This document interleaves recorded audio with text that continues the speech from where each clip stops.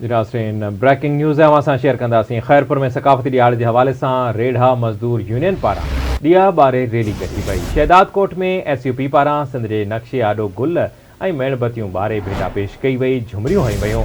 सामारे में सकाफ़ती ॾियार जे हवाले सां सकाफ़ती वेस ओढ़े मशल बरदार रैली कढी वई। आतिशबाज़ीअ जो बि मुज़ाहिरो कयो वियो। खानवाण में जसकम पारां मशल बरदार रैली कढी क़ौमी गीतनि ते झुमरियूं हई वयूं।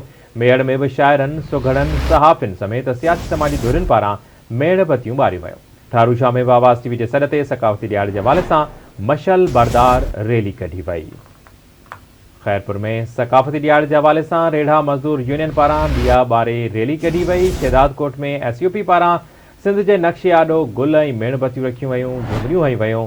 सामारे में सकाफ़ती ॾियार जे हवाले सां सकाफ़ती वेस पहिरें मशल बरदार रैली कढी वई। आतिशबाज़ीअ जो बि शानदार मुज़ाहिरो कयो वियो। खानवाड़ में जसकम पारां मशल बरदार रैली कढी क़ौमी गीतनि ते झुमरियूं हई वयूं। मेड़ में भी शायरनि, सुघड़नि, सहाफ़िन समेत सियासी समाजी धुरियुनि पारां शिरकत कई वई। ठारू शाह में भी आवाज़ TV जे सॾ ते सकाफ़ती ॾियार जे हवाले सां मशल बरदार रैली कढी वई।